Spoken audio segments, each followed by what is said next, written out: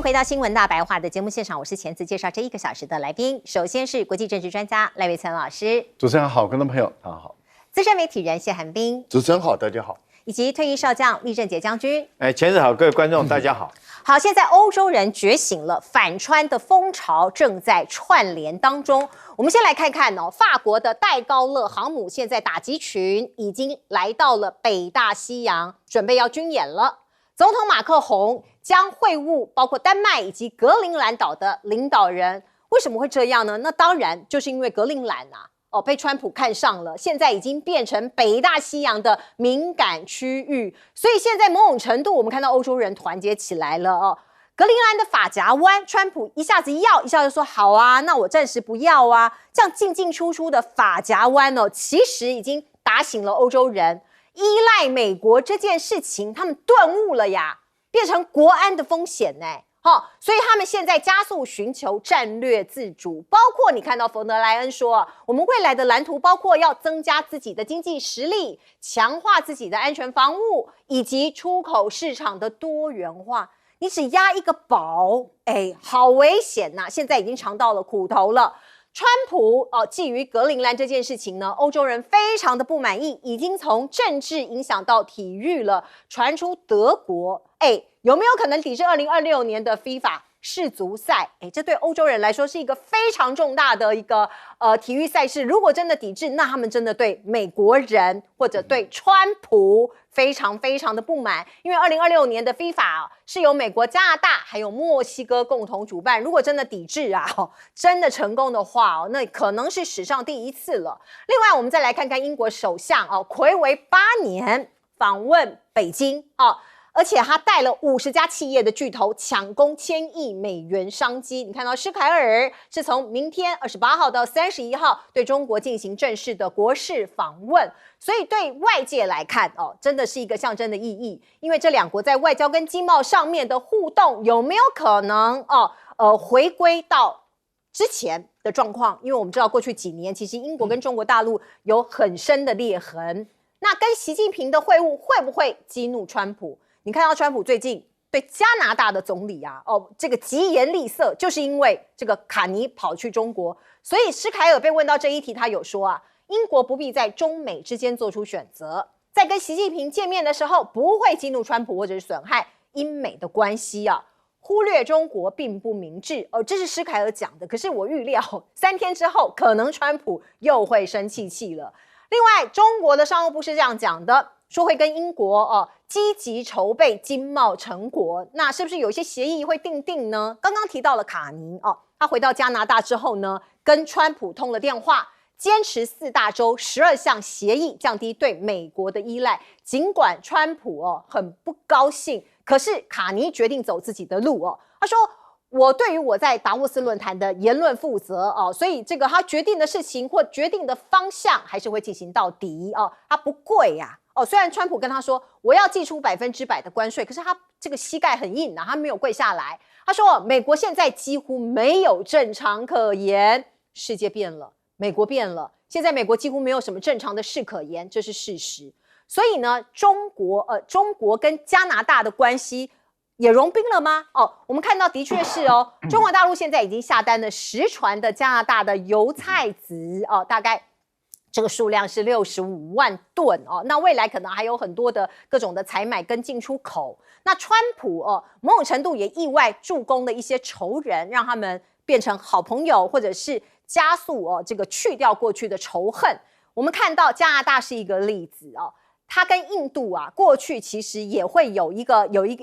这个事情。2023年大家还记得吗？锡克教的领袖遇刺那个时候其实是一个重大的一个外交上面的一个转折。加拿大跟印度有一些这个矛盾。那现在呢，因为川普的关系，所以这2个国家重启了贸易谈判我们看到这2国开始重启部长级的能源对话，并且承诺扩大石油跟天然气的贸易。还有我们看到像是印度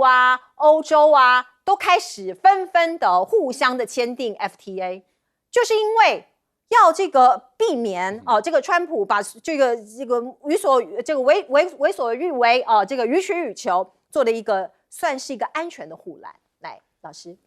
其实法国明明知道在格陵兰的附近啊，就是北冰洋的地方啊，中国的军舰没有在那边存在过啊，这个都是经过北大西洋公约组织，也经过丹麦，其实美国也心知肚明，没有在那地方存在过。但是为什么法国的戴高乐号航母还是要特别走那么一趟？其实这个就是要把这个川普的嘴封住，也就是说，其实我们都知道中俄的军舰没有在这个地方存在。也没有在这个地方航行，过去是如此，现在还是如此。那但是问题就是，你川普借中俄，尤其是中国大陆说越来越强大，快要超过它，有压力，然后北冰洋的航道有安全的问题。那好了，那我来了。那我们北大西洋公约组织的相关的国家的军舰，连航母都到了，那你川普总可以闭上嘴了吧？不要再对于格陵兰有任何野心。那我觉得这样的一些动作就是。北约的欧洲国家在格陵兰的存在的这样的一个动作，明明知道没有，但是还是要有意的走这一趟，主要的就是要封住这个川普的嘴，看川普还要再找什么理由，再找什么名堂来去对格陵兰要下手啊，这个是我们可以看得到的。但是如果说今天川普还是动不动就拿关税，或者是要把格陵兰就是一定要把它拿下来的话，我觉得德国可能会要求欧洲大家一致，因为如果德国率先欧洲在这个德国的压力下，有越来越多的国家，他们都不派足球队到美国、加拿大、墨西哥去参加足球比赛，或者是说只到加拿大跟墨西哥，就是不到美国本土的话，这个对美国来说是一个非常严重的问题，因为我们都知道这个足球在欧洲、在非洲、在拉丁美洲。它是一个非常热门的一个运动哦。是美国虽然不是美国以棒球、篮球为主，但是欧洲在这么3大洲里面，还有中国大陆来讲它是一个如此的受欢迎，所以它是一个全球这个运动迷最大的一个运动所以这个影响会很大。英国的首相这次率庞大的企业团到中国大陆来访问，其实是重启过去在保守党时代，因为保守党执政的时代其实当时就跟中国大陆已经签了黄金10年的这个就是我们讲的黄金时代了。那个时候包括核电厂，中国大陆来帮英国新建，包括西罗机场的3号第3期工程，中国大陆来新建。然后呢，英国的金融企业，因为我们都知道英国的金融是非常强大的软实力很强大的。那英国会进入中国大陆，中国会在这个金融这个领域中给英国开更大的门，也就是英国不只是银行，也包括保险，包括海上的保险，因为我们都知道海上保险业英国也是相当强大的金融集团金融市场，他们会进入中国大陆，这个对英国的坦白说，它的经济发展是很好的，双方是经济上是高度互补的。可是问题就在于当时的川普第1任的时候，那么要求英国要跟他走，那英国的保守党在川普的要求下，就撕毁了过去的这个签订的黄金10年，然后最终我们看到了，那就整个夭折了。可是川普并没有因为英国跟着他走以后给英国适当的礼物，没有。拜登上来了以后，还是没有给英国适当的礼物。为什么？什么礼物呢？因为当时他们都跟英国说，你如果脱离欧盟的话，我会给你这个自由贸易协定，就是美英的自由贸易协定。结果川普食言而肥，拜登也说，对不起在我任内，我们不会跟任何一个国家签自由贸易协定。所以英国的这个美梦成空了，欧洲断了，因为他退出欧盟以后，他跟欧洲的自由贸易协定归零，那也就是没有了。然后彼此之间到目前为止，在关税方面还是吵得不可开交，还是没有办法跟欧洲签好自由贸易协定。结果大陆这边也断了，他回过头来想找最大的这个经济体美国，结果美国也把门关起来。英国我们看到它衰败的这5年间非常的严重。那我觉得英国目前来讲，这个工党的领导人他回过头来找中国重启黄金10年，我觉得这是一个正确的战略选择。但是问题就在于走多远，是大家也是在观察。没错，我们大家都在拭目以待，都在看来请教彬哥。老实讲，川普擅长极限施压，马克龙就擅长唬人。他就是又派了戴高乐号去冰岛旅游了一下，就是这样。其实大家也都知道，这就是一个宣示意义的东西，根本不可能有什么实质上的东西。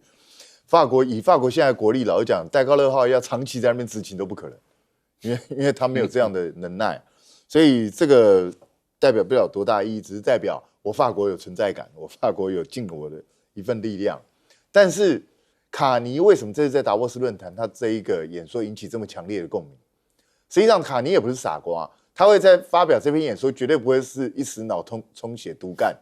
他一定是已经先观察到了整个欧洲的氛围，他知道讲这个话会获得很多共鸣，所以他才讲。那果然他一讲出来之后，很多国家都心有戚戚焉，因为被美国这样子予取予求，说真的，欧洲这些国家本来都是蛮自傲，那你现在被美国完全当小弟看，而且觉得你不值一提，对他们心中当然是愤愤不平的。而且欧洲的人民其实对川普的作为也是非常愤怒的，所以我觉得卡尼这一招算是获得了满堂彩。所以虽然这个川普讲说我要征你100%关税，可是卡尼为什么不退缩？因为我觉得他已经算到了，川普不会真的这样做。实际上，川普恐吓加拿大也不是1天2天的，从他上任还没有上任就一路恐吓到现在。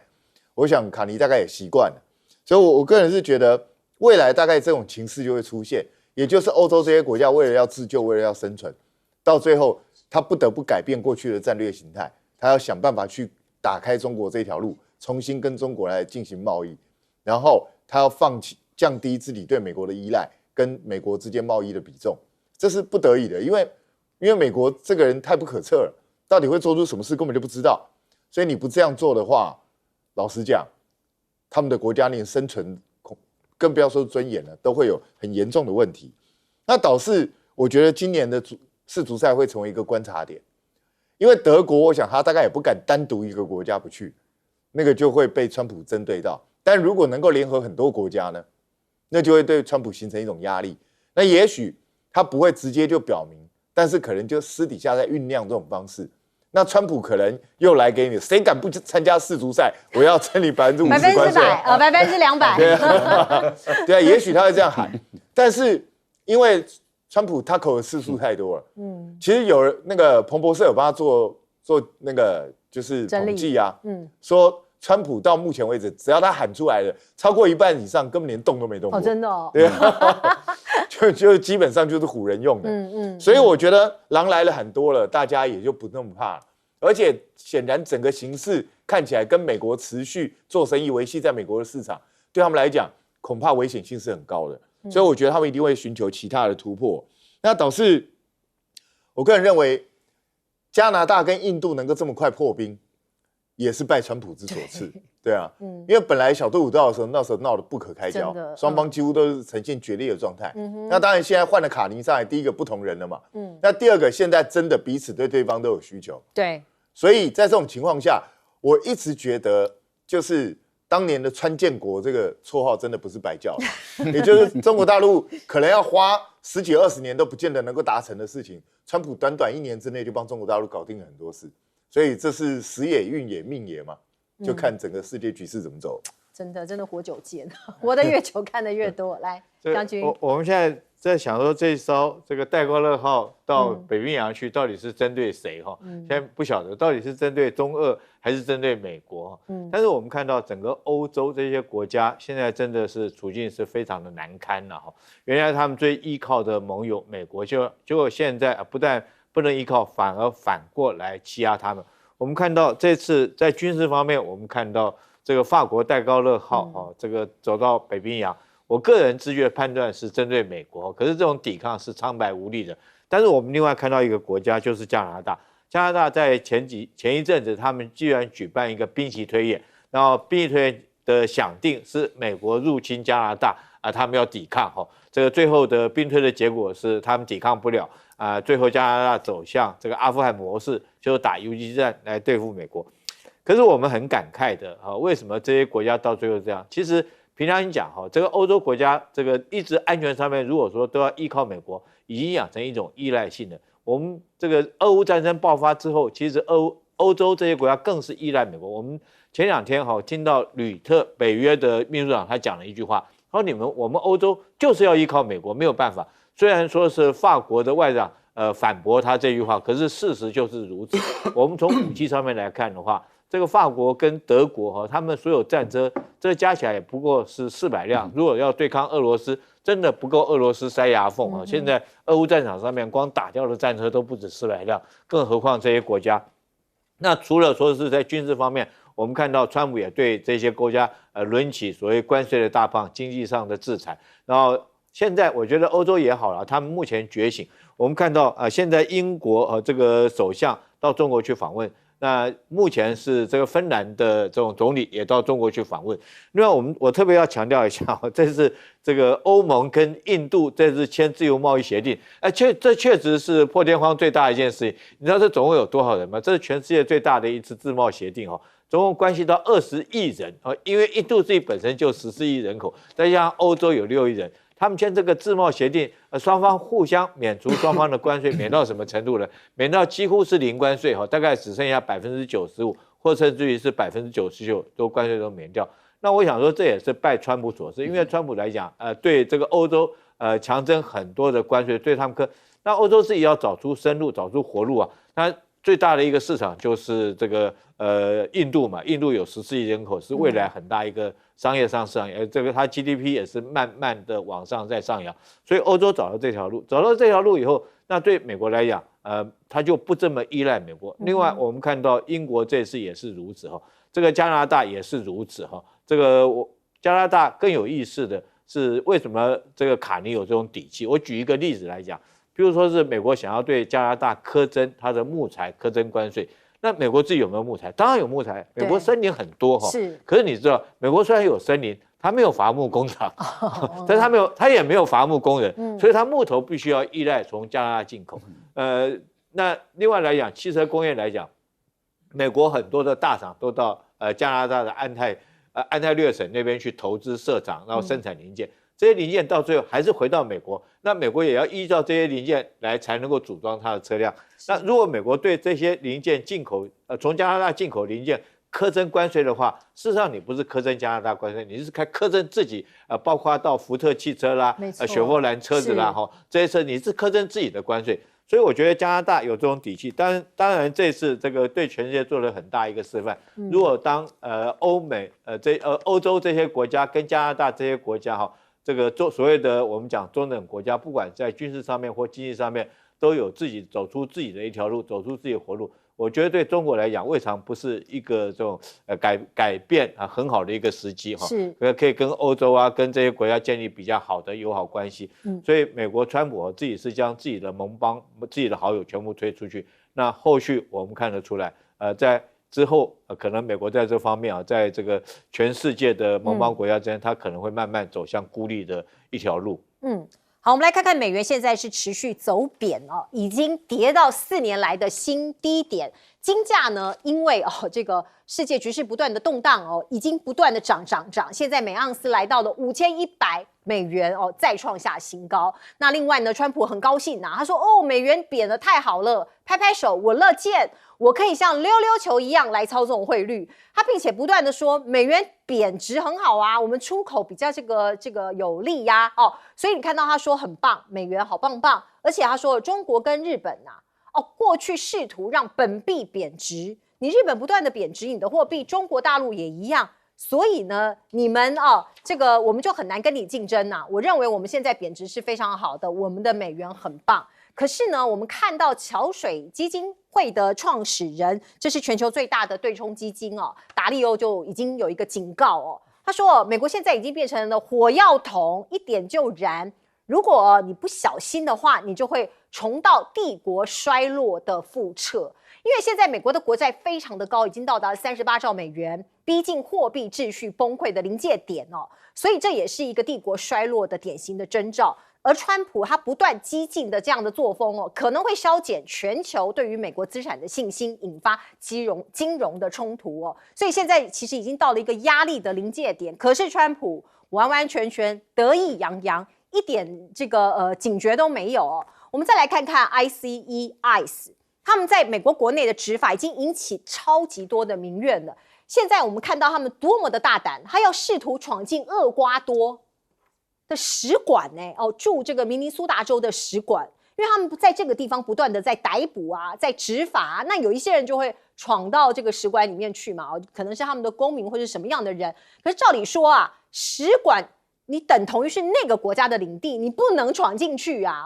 那所以当然被阻挡了。可是 ICE 他们多嚣张呢，放话威胁之后离去所以厄瓜多的外交部已经就这件事情向美国驻厄瓜多的大使馆递交抗议函，所以他们打破了很多大家约定俗成或是既定的一些规则。那另外我们再来看看米兰冬奥在即，我们现在看到 ICE 有可能要过去帮忙维持秩序吗？这个意大利的副总理就说不要我们不欢迎我们不欢迎滥杀无辜的民兵。所以现在 ICE 已经臭掉了，不管走到哪里，不管是国内国外对他们来说真的就是声名狼藉，大家都对他们不欢迎。美国国内的民怨其实不断的在升高。我们看到其中选举在今年年底会举行。那一般预料共和党可能会有挫败，所以呢，我们看到媒体就披露了这一段秘密的通话记录，说是美国德州共和党联邦参议员克鲁兹跟川普有一段这样很辛辣的对话，因为这一位参议员就说如果退休的福利缩水，而且超市的物价不断的上涨，现在如果再上涨1到2成，我们在投票日会面临血洗大崩盘。接下来2年，你每一个礼拜都会面临弹劾。就川普就用粗话回敬他这个是根据媒体的报道那我们看到川普并没有打消攻打伊朗的念头有很多迹象显示他在调兵遣将，包括你看到不只是林肯号，川普自己爆料，他说还有一支美丽的舰队现在正航向伊朗，所以到底他的打算是什么呢？现在有一个消息出来说，美国其实有向以色列通报对伊朗的准备进展，将在中东举行空军战备演习。可是呢，这个消息我们现在呢不知道是真是假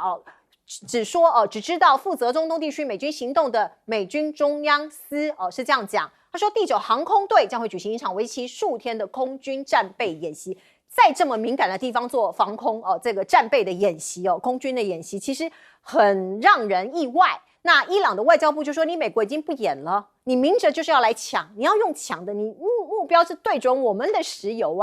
那沙烏地阿拉伯或者是一些中东其他的这些国家到底怎么想的呢？我们看到沙国的王储沙尔曼跟伊朗总统他们有通电话，说我们沙烏地阿拉伯绝对不允许他的领空或者是领土被用于任何针对伊朗的军事行动，所以他态度其实是挑明了。来请教老师，美国不允许任何一个国家操纵汇率我们台湾过去汇率低美国也有意见那日本现在的汇率低，美国意见更多了说你怎么可以跌得这么多？所以逼得日本的央行连续3次介入，一定要干预把这个汇率拉高可是问题是，川普自己说，我操纵汇率就像溜溜球一样，而且很得意。你不准任何一个国家操纵汇率，你却很自豪，你美国可以操纵汇率，这个就是霸权，典型的霸权这个真的是不应该这样做。这是第一个。第二个呢，就是我们都知道汇率是2刃刀，有利也有弊不是都只有利。那你把美元贬值，你看一天贬快1%0.9%，这重贬呢，等于是像溜滑梯一样，蹦一下往下降。那假设我们这种出口商或者台湾做代工的，有些的获利也不过就是3-5%，那你这样一下子贬下去的话，很有可能我赔光了。好，那现在的情况是，各位想想。美国到底是进口多还是出口多？他进口多，表面上他说将对我的出口有利，可是问题是在于你的贸易协议都还没有通过韩国之间到目前为止没有批准嘛，韩国的国会没有批准，所以你的产品进入韩国的时候还不是零关税因为你要等到韩国的贸易协议，欧洲议会也还没有批准这个美国的跟欧洲的贸易协议。所以你美国的产品进了欧洲还不是零关税，那你今天把你的货币一贬值，不见得你的产品就能够在亚洲或是在欧洲能够更好卖。但是我们可以确定一件事，就是你国内没有办法生产制造的进口的产品，它的价格一定攀升。那请问一下，你的物价还要继续涨，然后你还想要联准会再降息？对，更何况会不会有更多的国家或者出口商，他会为了避险，他开始说我不要美元，我要用别的货币来做支付的货币。那这样的话，会不会造成美国的进口商更大的一个负担？所以我觉得这个那个房地产商啊，真的不是生产制造商，不太懂得这个国际贸易的问题。这个真的是给美国啊，给他们的社会真的带来的伤害，其实是蛮大的啊。另外 ，ICE 它本身已经是臭不可闻了，这么臭的一个组织，这么臭的一个执法单位，在美国已经臭到人神共愤。现在他竟然想输出到这个米兰去，然后说要帮意大利来这个进行这个维安的协助，臭不可闻，执法的过度，然后毫无法治观念，连大使馆都敢闯，还连大使馆都想把人逮捕的这种目无国际法、目无法治、过度使用这个武力，然后完全品质低劣的这一些 ICE， 竟然要去这个冬奥来执法。请问一下，哪一个国家的运动员，还有哪一个国家的这些体育迷跑到米兰去观球赛的人，受得了这些 ICE 的一个执法？不要到时候变成全世界跟这个美国的执法单位在那边公干，然后在那边直接就打起来了。我觉得这个画面会很难看，很混乱。你就变成全世界的运动员、全世界的球迷都跟 ICE 在米兰打起来。那米兰的市长要派意大利的警察跟军队去维持秩序，这个难看到极点啊！我觉得美国少做这个事，米兰你这个梅洛尼亚你少干这种事，你还是尊重当地城市的市长他的维安的一个意见啊。目前我大概可以了解的地方是在于，川普所赞美的那个航母战斗群，应该是罗斯福号航母，因为它的维修已经完成了，而且已经脱离母港了，开始往这个太平洋这个地方，往阿拉伯海的方向移动，所以相当有可能是2个航母战斗群都会到位，那就展开这样的一个军事上的攻击的架构态势也摆出来了。所以真的会攻打伊朗吗？不一定，不一定。个态势有摆出来，这个姿势摆打架的那个姿势已经摆出来。好，来请教彬哥。我觉得川普他是不是除了房地产之外，对其他贸易不太懂？因为就是好，你要操作婚礼，你告诉我说美元现在贬低很好，你币值降低是有利于你的出口，没有错。可是问题，美国出口是什么东西？你美国出口的是矿物原物料、农产品要不然就是高科技的这些产品。这些产品你本来在市场上就是有优势对啊，独占。所以降低对你也没什么好，降低是让你利润变低而已那反而是你所谓的日本跟中国大陆，他们出口的这些东西，你一样跟他们有什么竞争力？因为你没有制造这些东西你要跟他们竞争什么？所以我不知道他的逻辑到底是什么。反而因为你把币值降低了，会让你国内的购买力变得更差。你现在国内已经通膨了，然后你再让他们购买的更差，那很好，我就看你期中选举到底打算怎么选吧。然后他叫 ICE 去米兰执法，这个真的超奇怪。这是个运动赛事，而且 ICE 是这个抓非法移民的。对，你去别国抓非法移民吗？这个超奇怪，而且那也是举办运动赛事，你不会到时候去查验这些奥运选手哪个是非法移民，把他抓起来吗？这到底在干嘛？而且执法权照理来讲，意大利是主权国家，你应该也不能随便就在人家的国土上面执法。所以我觉得不止米兰市长反对，意大利总理应该要直接反对。美国是不可以派人随便到其他国家去执法，这简直莫名其妙。我觉得完全不尊重这个主办国的这样的一个基本权益这是很糟糕的一件事情。但是川普可能没想到这些，川普想的就是怎么样凸显他自己而已。那导致这位共和党参议员克鲁兹，其实他讲的是很实在话，因为大家都忧心忡忡因为期中选举，你川普可能只是跛脚，可是他们可能就直接就没了。对啊，所以他们当然很担心可是川普用粗话回应之后，然后呢，然后呢，你要面临的状况还是一模一样啊。川普如果持续这样恶搞下去，其中选举要赢几乎是不可能的事。你如果在参众两院这个你的主导地位都失去的时候，接下来他就真的是面临一连串弹劾。他现在已经官司一大堆了，如果到那个时候，恐怕他每天应付自己的官司都应付不过来。所以我是觉得川普自己要定下心来，好好想清楚，你到底打算要怎么样去布这个局哦。那导致川普现在再派一艘航母舰队去。美国要攻击伊朗，他有没有这个能力？当然都有。伊朗虽然是大国，可是他也抵挡不了美军的攻势。可是问题的重点就是，川普的目的到底是什么？石油？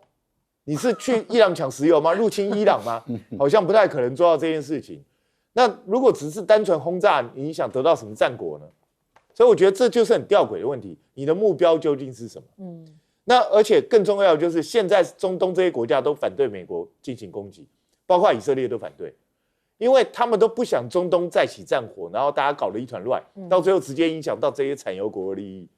所以我觉得川普现在大概在等一个机会，等能够推翻哈米尼的机会。但在这个机会没有出来之前，我认为他要动武的几率不太高，因为你没有办法获得什么实质上的利益，只是这个徒劳无功的一件事情，浪费弹药的一件事。所以这个机会什么时候会出来？也许几个月。也许永远不会出来，所以就看这个整个情况到底如何演变。好，来请教将军。我觉得川普在乱吹牛了，在吓唬伊朗。他说有一艘航舰现在正要出发，其实我刚刚特别看了一下美国10艘航空母舰现在来讲已经有3艘在部署中，有3艘是在这个维修当中这个另外有2艘是在已经完成部署之后的整备当中，真的能够在航作业的只剩下2艘这2艘，一艘是布希号一艘是这个罗斯福号，但这2艘目前都在美国，一个在东岸，一个在西岸。如果要开到阿拉伯海，我看最少2周以后的事情。所以我觉得这个川普讲这话可能有一点在吓唬伊朗的味道居重。但是这一局虽然说看起来好像剑拔弩张，但是我觉得川普他的目的是在这个借着军事极限施压，想要逼伊朗走向和谈。可是我也认为和谈的可能性不大外交谈判的可能性不高。怎么讲呢？第一个，我们先讲军事好了。现在美国在这个地方只部署了1艘航母战斗群。那如果说以1艘航母战斗群，这个它军力来讲，平常讲，如果要对伊朗实施打击是确实不够的。以往来讲的话在上次去年6月份的时候，美军是部署了2个航母打击群，才对伊朗发动攻势第二个，美国可能没有把握能够速战速决。我们不管是看美国在这个对委内瑞拉的动作，或者是上一次这个对伊朗的轰炸，大概都是1天就结束了。所以这次如果说是他陷入一种长期的持久战，对美国是不利的。那他现在没有把握能够在短时间之内能够这个铲除哈梅内伊的这个政权，他可能会陷入一种持久战。所以对美国来讲，他可能要考虑的更多。第3个我觉得最主要是伊朗，他要考虑到伊朗反击的力道。伊朗现在反击的力道来讲，它有大量的这种导弹，还有无人机。以今天美国自己的评估来讲，专家学者评估这些无人机甚至可以对美国现在的林肯号构成威胁那导弹当然会对以色列，还有对美国周边的这种包括到乌代尔等空军基地会造成威胁。但另外第4个，我认为不会做的事情，美国不会暂时不会有动作的事情，是因为周边的海湾国家并不支持这个美国这次的行动。所以综合以上，我认为美国现在它的军事行动只是停留在一种就是借着军事想要极限施压，逼伊朗走向谈判桌，然后用外交方式来解决的可能性是居高的。是，接下来我们来看看日本高市早苗哭了，他为什么哭呢？我们看看场景是在东京都内的第1场竞选的演说。他讲的说，我真的咬紧牙关，花了30多年的时间站在这个位置，或许能够完成以往无法完成的工作。讲一讲，他眼泪就掉下来，然后还擦眼泪。所以其实女性在这个做政治工作，其实也算是双面刃吧。有时候你可以表现出某种程度的示弱，有时候又会让人觉得那这个眼泪可能具有一些力量在里面。那这个缘起在于呢，前一天我们也可以看到呢，他公开就台湾有事这件事情，他又做了一番解释他说，日本不会主动出兵，可是会行使集体自卫权。一旦台湾陷入严重的事态哦，那包括他会撤离啊，并且保护在台湾的日本以及美国的公民。那美日是同盟嘛，所以在过程里面他会跟美军进行合作哦。他这样子的解释呢，很多人有不同的解读，可是看在中国大陆的眼中，他们好像更生气了耶。北京他们说这个包括我们看到，这是中国大陆外交部的发言人郭家坤，他就说高市早苗趁机推进再军事化，日本没有任何资格置喙哦。他认为他再一次的暴露右翼势力挑动对立啊，制造事端啊，借机推进日本的再军事化这件事情。所以我们看到，包括中国大陆在驻联合国的代表也讲了一些话。他也不断的锁定这个日本发出一些这个问题，说如果日本真的遵守了联合国宪章，致力维护国际秩序，为什么要以二战战败国的身份干涉日本的这个国内的政治甚至威胁动武？讲的是针对中国大陆的这个国内政治的干涉。那另外，如果你真的要和平，你应该要建立无核武的世界的和平国家，为什么要修改无核三原则？包括这个为什么日本不切实的履行开罗宣言、波茨坦公告，还有日本投降书这些国际的这个文件的规定没有完全的解除武装，以及关于台湾问题的立场，他认为日本没有这个完整的、准确的重申1972年中日联合声明里头关于台湾的立场。总之呢，这个我们看中国大陆其实是不依不饶对于这个台湾有事的这一番言论。那路透社有一个新闻是这样子说的说最近有一些日本渔民要去钓鱼台附近捕鱼，可是被私下劝说，日本的官员私下说，你不要去，你要避开这个水域，避免中日外交的冲突升级所以某种程度，日本的民间或者官方其实有做一些避险的机制。那现在呢，所谓的稀土武器化 ，G7 说我们未来要强化稀土供应链来应对中国的管制，因为中国大陆会对日本某种程度也会制出这样的一个武器。那日本说他们要去对于一些海外东京外海的南鸟岛这个地方要去探勘说是这个地方有一些稀土，可是派船去了之后呢，说是中国大陆也派了3艘海警船靠近他们的地球号这一艘探勘船。我们看到日本的高科技业现在其实已经面临了原料去中化的压力，包括一些镓钨这些稀土的价格已经开始涨了，所以他们急急切切的希望自己也可以开发稀土或者是一些贵金属。那另外对中国的依赖，他们也在做准备，包括美国跟日本，他们打算合盖人造的钻石厂。这有什么用意呢？它其实是有军民两用的应用价值，它同时也可以做在生产弹药跟雷达零件的一个作用那另外我们再来看看中国大陆的一个新的武器的一个展示，请导播让我们看看这个画面。这是根据国家利益网报道，中国大力宣传歼20威龙可以在对抗美国的 F-22第5代空优的战机。那我们看到呢，包括相关的画面呢，都已经这个在媒体这边都揭露了。那这个报道里头有说，中国已经把人工智慧这个跟侦察机的卫星结合在一起，可以全程追踪一艘从美国东海岸离港出发的美国航母，一直到另外世界的另外一端。那我们看到，包括歼35也滑跃起飞这是山东舰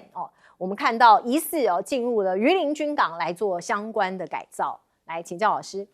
其实高市早苗的台湾有事我们把它很直白的说，它就是以台独的保护国的身份来自居了。严格上来讲就是这样，因为如果说今天主张9·2共识的国民党执政的话，以高市早苗他们来讲，他们不会讲说台湾有事就日本有事因为国民党很有可能就一句话就跟他讲，就是说台湾不会有事那是你日本自己有事你日本有事跟关台湾有什么事所以我觉得这个是完全不一样的。那因为很明显的，我们看过去的历史记录，日本的极右翼的军国主义者确实是跟这个台独的他们的关系比较密，跟民进党跟国民党根本没有什么关系。从马英九时代就是如此更早的马英九李登辉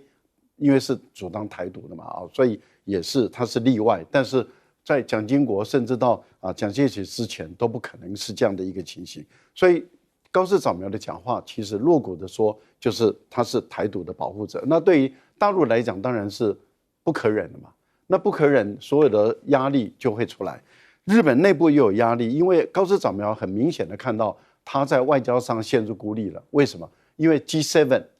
他们的这些伙伴没有一个国家站出来挺这个高市早苗，没有一个国家。然后我们看到美日韩的3国的军事同盟也没有一个国家站出来挺日本，甚至连美国连贝森特都说，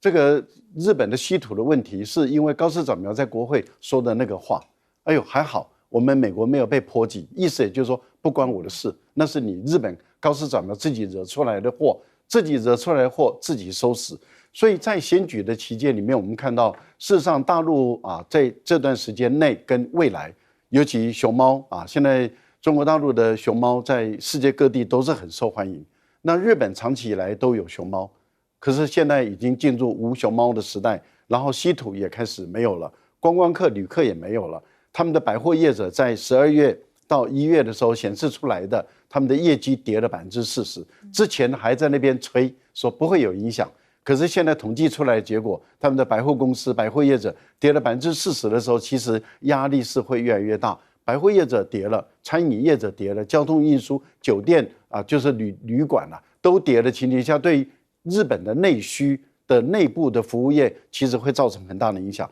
尤其是稀土的供应不只是军事供应方面，现在连英国跟意大利跟日本在发展下一代战机兴趣都没有了，因为如果他们跟日本合作的话，那中国大陆也不会对英国跟意大利供应他们所需要的这些稀土，那他们的下一代战机就泡汤了。所以我觉得高市早苗目前面临的这些困难，使他必须要想办法圆了再圆。不过他这次圆了就很笨拙了，为什么？因为他才在不久之前，《金融时报》大幅度的登说，高市早苗已经很明白的告诉在台湾的日本的企业跟侨社说，如果两岸发生冲突，日本政府没有能力救你们，也不会救你们，也不会把你们撤回去，你们自己要有自己的应变措施。这个是讲得非常的明白，而且有公文出来的。结果您知道，在昨天前天他接受日本媒体访问的时候，他竟然说，美国的侨民如果在撤侨的时候出了什么问题，我们日本人要去帮他们救。哇，这个我觉得很多日本人会开始想说，之前你说不会救我们日本人，现在因为要圆这个问题，就是说，如果美国、日本的侨民撤侨的时候，美国跟中国大陆产生冲突，那我日本人就要介入了。这是因为我们有美日安保。这个讲的大家都觉得你脑袋是不是已经出了严重的问题啊？所以他已经到语无伦次的一个阶段了。那掉眼泪就是觉得他很担心，如果他一旦选输了以后，他又变成历史上最短命的首相。好，我们进一下广告。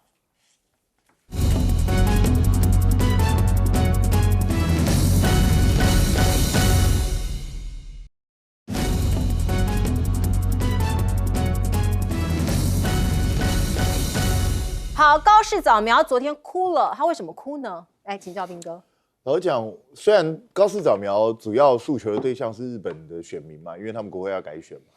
那可是呢，他这个东西，因为他现在一言一行都被国际关注，他这样一讲，恐怕中国大陆对他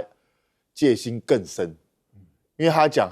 他30几年来的愿望，也许就可以达成了。到底是什么愿望呢？问题是，他过去是被归类为军国主义分子。对，到底是什么愿望？对啊，所以你到底想要干嘛？是要让军国主义在日本重新复辟吗？所以我想，中国大陆现在本来就已经拿了放大镜在看高市早苗了。那你这样子在讲这些东西的话，只会让中国大陆对高市早苗的戒心更加严重。所以你看，现在不管高市早苗做什么，中国大陆都是带以非常怀疑、强烈质疑的方式，觉得说你所有的作为到底真心何在？那也因为高市早苗基本上是不可能再去收回他的话，或是道歉。所以在这种状况下，我觉得啦，现在就有2种可能，一种就是国会改选之后，高市可能大获全胜，那他就持续执政，那中日的关系就越来越坏。那另外一种就是高市早苗可能在这一次不尽如人意，挫败了，搞不好他首相位置不保下台了，也许中日之间会有转圜出现，大概就会变这样。但是还有一种可能是什么？就是不胜不败。还是一样席次，对，席次差不了多少，那就继续维持这种很尴尬的一个状况。对，内部对他质疑声浪也很多。那中国大陆还是对他有非常强烈的这样的不满。那我个人认为，中国大陆也在等这次国会改选。那等到这次国会改选，结果其实很快嘛，马上就要出来，2年前就要出来。所以一旦出来之后，恐怕如果还是高市当政的话，我认为中国大陆的新一波制裁会在年后都会出现。而且这一波恐怕会一波比一波强。因为现在他手上还保留了好几个武器还没有使用出来嘛。那至于说南寮岛这个东西，老实讲，南寮岛感觉上那附近好像稀土矿很丰富，可请注意那是在5-6千公尺以下的海域，很深。对，所以他每天他现在去试挖，他预计到2027年到明年他才能够每天挖350吨上来，那只是土，你要再去精炼，是，所以那个绝对不是一个能够解燃眉之急的东西。所以我觉得日本在稀土上面恐怕还是要受制于中国。好，我们进一下广告。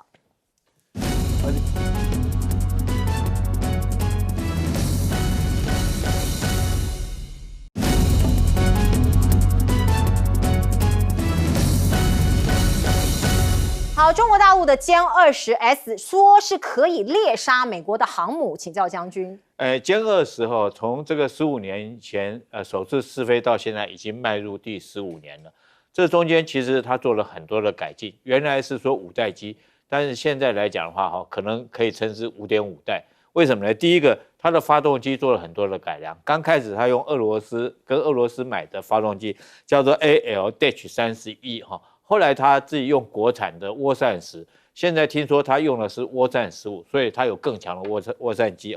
那第二个，我们看到它这次来讲的话，歼20S，什么叫歼20S？是双座的，后座那个人是称之为战术指挥官，他不是电站官，也不是导航官，他是负责什么？他可以指挥这个无人中程僚机就是我们这次当然你要配合这个前一阵子出来的076那款就是无人机的航母来看的话，因为这个076它所带的应该是这个攻击21那款无人机，那刚好可以跟歼20S 搭配。如果歼20可以上舰，那就很严重了，对美国来讲就很严重。因为如果说歼20可以上舰，它起飞的后座那个是可以指挥，同时可以指挥6架攻击21。你知道攻击21也是无人，也是隐身系列。当它往前面飞的时候，它的这种中程僚机可以